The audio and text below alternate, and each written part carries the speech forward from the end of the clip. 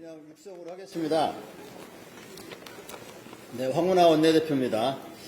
오늘은 22대 국회 첫 소집일입니다.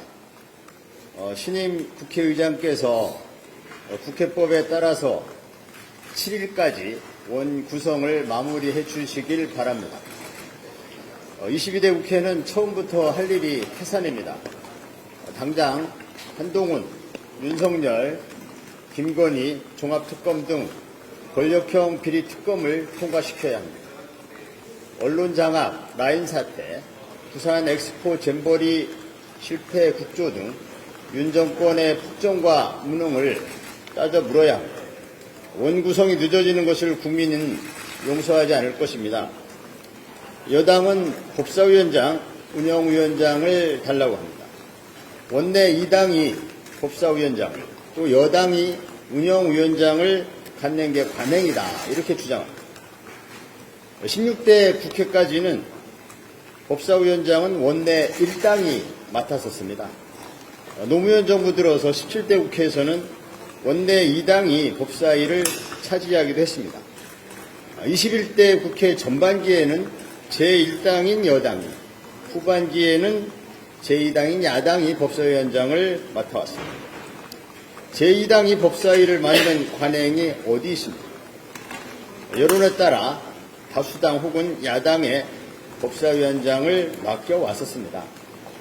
22대 총선에서 여당은 헌정사 이래 최대의 참패를 당했습니다.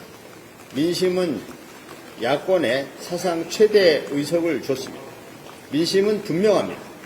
윤석열 정권을 확실하게, 강하게 사정 봐주지 말고 견제하라는 것입니다.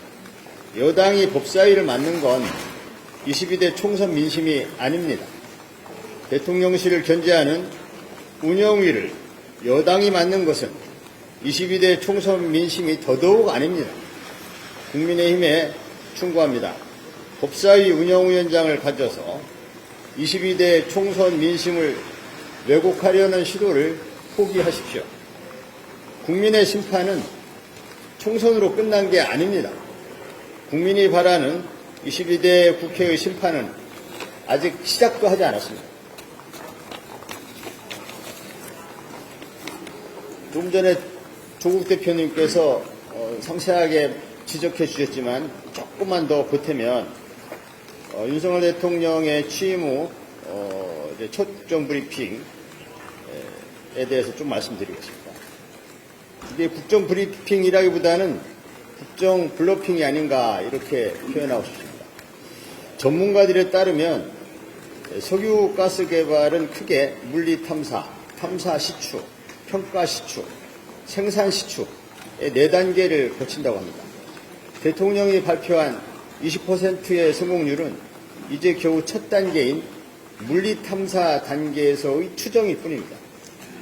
가장 중요한 경제성이 불투명합니다. 1공을 시추하는데 최소 1천억 원 이상이 소요되는데 최소 5개의 시추공을 뚫을 계획이라고 합니다. 경제성이 있는지 5천억을 들여서 한번 파봐야 알 수 있다는 게 현실입니다.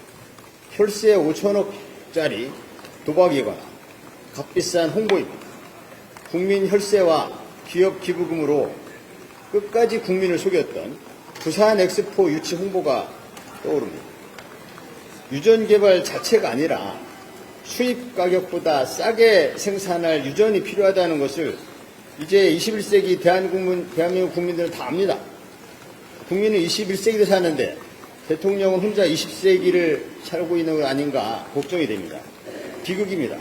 전문가들도 신중해야 한다고 다 입을 모으고 있는데 윤 대통령만 자신감이 가득 찬 브리핑을 강행한 이유도 국민들이 많이 의혹을 갖고 있습니다. 여기에 이제 무속인 천공이 또 등장하게 되는 것이죠. 지난 16일에 천공은 자신의 유튜브에서 앞으로 우리도 산유국이 된다는 영상을 공개한 바 있습니다. 해당 영상이 지난 1월 달에 촬영됐다고는 하지만 공개 시점으로 보면 국정브리핑 2주 전입니다. 요즘 증권가에서 떠도는 우스갯소리가 있습니다. 누가 대한민국 조국의 미래를 묻거든 고개를 들어 천공의 유튜브를 보게 하는, 이게 나라입니까?